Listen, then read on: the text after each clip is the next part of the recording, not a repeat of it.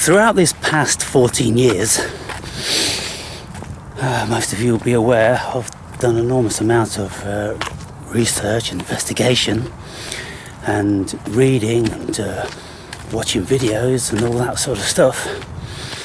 And even to this day, I'm still looking into different facets of some sort of spirituality or religion, because it's endless. It's as long and broad as human consciousness is imaginative. That's the root of it, people. Imagination is the root of everything. Every single thing that a human being has created, it was born out of imagination. Every single god and demon born out of human imagination. And when we look into this stuff, we will see that there's such a diversity to every single bit of it. There is nothing that's standard. There's nothing that will stand up to being legit and standard. And all the scholars in the world will disagree on every single facet of what is known to be out there. And then every now and then there's something new that's found which blows all that shit sky high, and then they have to fucking start again with their fabrication. And there's nothing more ridiculous than when you see a Muslim or a Christian just desperately trying to make a crock of shit sound feasible. Really. There was this little grouping of biblical scholars, 90% of them Jews, of course, and then Jordan Peterson, who I reckon has had a Jew up him now and again, I swear, you know, due to the ties he's got to that fucking bollocks. Always going on about, you know, biblical fucking illustrations and stories and, you know, as if they're real, as if they really happened. Oh, what a joke. But anyway, they're like, oh yes, I mean, Matthew said this and Paul said that and you know, Moses this, that and the other. When you look at this stuff and then you compare it, even in Matthew, Mark and Luke, complete discrepancies and at odds with each other, it's just shocking. And you know, the only thing, people, that holds the New Testament together is Paul. Paul turned it all around, turned the Old Testament around and made the New Testament just a little bit fucking feasible if people just wanted to believe in him and follow what he wrote. Otherwise, none of it worked. And so we see we've got one desperate Messiah after another vying for humanity's energy. So started off with like some variety of Elohim, you know, some god, whether it's Jehovah or whether it's Yahweh or whether it's, you know, any number of fraction of those. You know, there's just so many of them. And then we go back further to the Anunnaki and the Nephilim, and then you float around all different sorts of mythologies and everything, and you see, well, no, basically all the story's the same. It's the same story over thousands and thousands of years, just being told in different cultures. So we ask ourselves, okay, so I mean, what is the glue that holds all these together? Well, there's certain humanisms pertaining to our fantasy, our mythological mindset which creates gods and demons. That's the central core of it. Okay, well, right. Tell me more. Well, yeah, then when you look at Christianity and you look at Islam and then you look at Orthodox Judaism and all different sorts of facets of religion, 2,400 on the globe apparently. Well, they've always got, you know, one central theme, and 90% of the time there is a god being born of a virgin. And you'd think, well, you know, if it's a god, wouldn't even need to be born from all. Why didn't it just fucking manifest? Why didn't it hatch out of an egg? You know, God created everything. Why couldn't he just fucking manifest it? You know, from a fucking teardrop or something like that. But, you know, all this stuff, and the weak human mind in most people. They will just believe anything they're told, and most people, they're so desperate to cling on to something, because deep down in human core, we are lost creature. Unless we have a connection to our spirit, then we will remain forever lost. And so that's what we've done throughout millennia.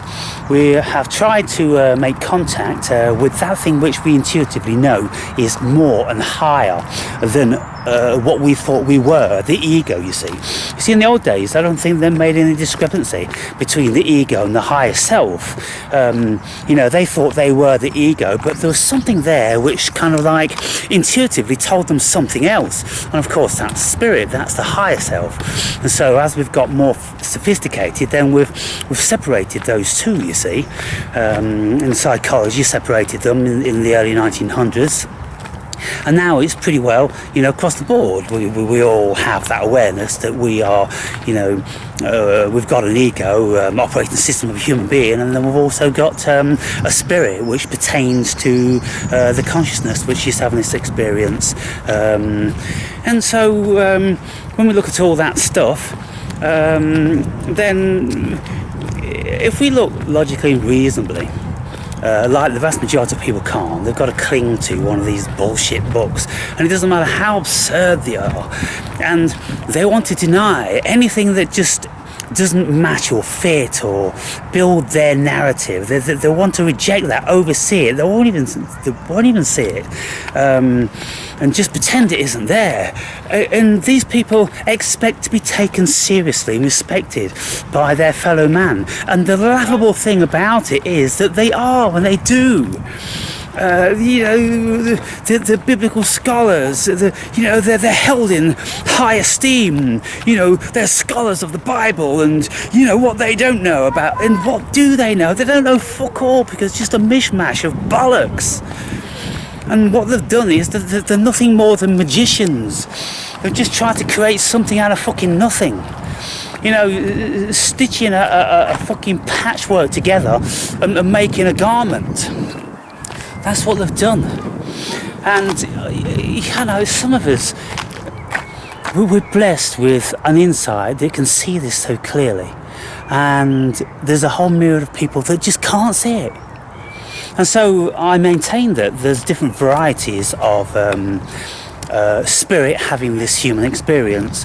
There are, you know, like the old soul thing, there are very, very ancient old spirits which have been around the cosmos, and I don't know, they've probably had millions of incarnations as a human being, but they're vastly more evolved.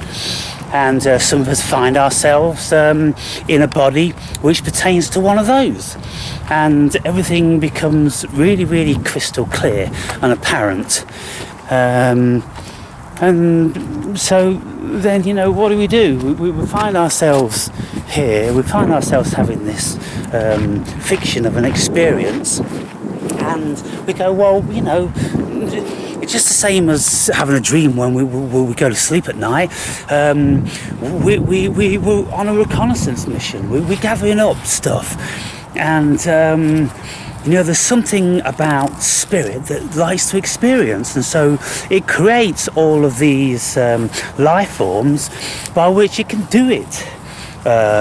You know, trees that last for, you know, 1,500 years, sometimes 3,000 years, these huge cedar trees, you know. They watch the world, they see things come and go, they see whole cultures come and go. You know, trees that have seen the rise and fall of the Roman Emperor. Can you imagine, people? And the tree, you know, if it's lucky enough, it stands there whilst all this chaos is to and froing.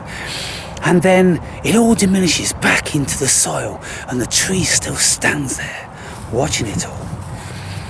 And I don't have any doubt that because this whole thing is a variety of panpsychism, it's all within the psyche of God.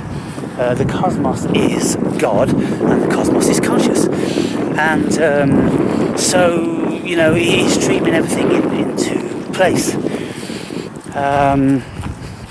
But you see, because of the huge variety of facets of consciousness, then we get things like the myth of the Tower of Babel, which speaks of human beings being stricken with speaking a different language. Every single one of them spoke a different language after that event, after their audacity. And so that's what we are actually, obviously some, wise person noticed that it doesn't matter how intelligent any of us can be, and we can go to the same schools and have the same upbringing and the same culture, and yet we'll see things very, very differently. And so it's kind of like, how does that work?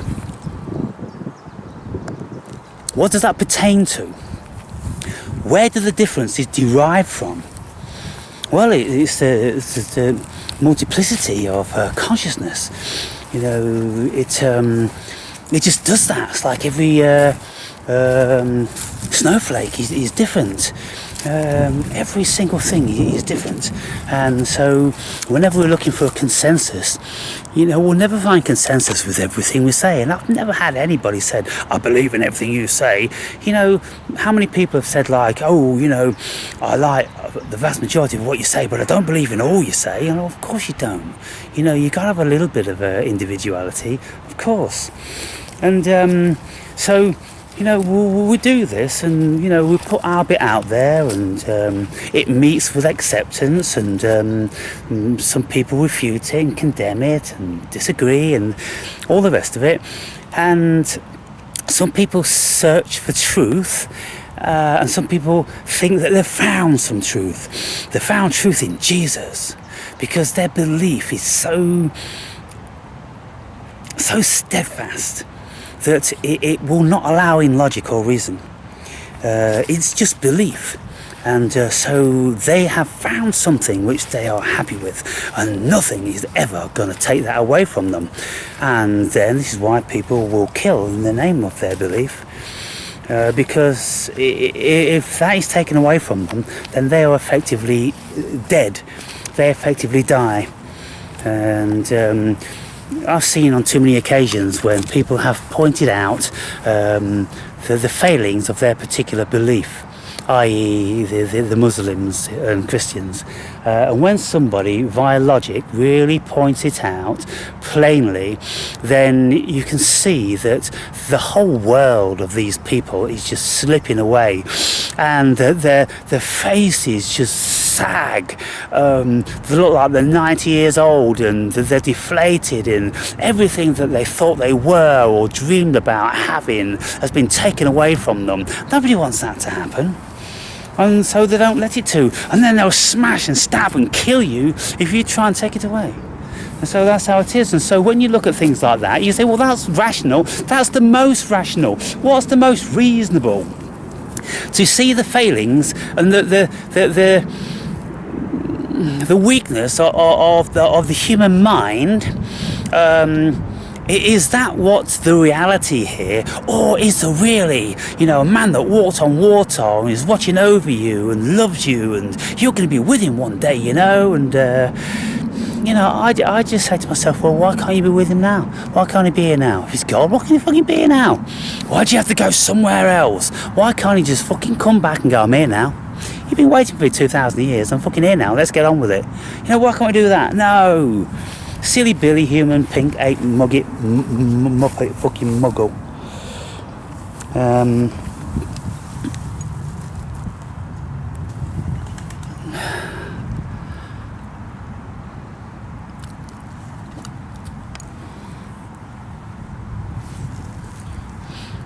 I defy you, fungi. So we know when we are myth busting that there's lots of this stuff that just simply hasn't been true. It's like the Amanita muscaria, the red and white mushroom. Always told that it's poisonous and deadly poisonous and they're evil. And then when we discover that that's not true, and the actual fact can't even eat them, you know, you boil them up for 20 minutes to get rid of the toxins, and then you can eat them just like any other mushroom. Or like I do, if you heat them, dry them out in the oven, then that gets rid of most of the hypertonic acid, and then you can have, you know, a nice experience on them. And so we wonder, you know, why and how these myths remain so steadfast for so long. I mean, if you ate that mushroom raw, then I'm pretty sure it'd make you vomit, because I always vomit when I take them. You know, usually when I've taken about, you know, 15 or 20 grams of dried mushroom, then 20 minutes after I will vomit violently, and then a couple of hours after that I'll feel absolutely fantastic, and I'll have different sorts of psychical experiences. So, you know, there's a little bit of truth in lots of this stuff. And it's like, you know, where do we draw the line? When we're going to evolve? Just because one person said something years ago, and then everybody just copycats it, don't they? That's the thing about human beings, just copycatting everything. Now, I was figuring on going to find some more St George's mushrooms, and so I think that's what I'll do, because they're not going to be around, I would think, for longer than 2 more weeks. And so because they're there and they're so beautiful and it's such a wonderful, alluring thing, I've got to get involved in it. And so they're easy to prepare. I just saute them, a little bit of butter, and then freeze them down, and then I've got them, and, you know, frozen. They'll last no problem at all for a year. And I'll get through the mushrooms that I've got in a few months. And so that's what I'm going to do.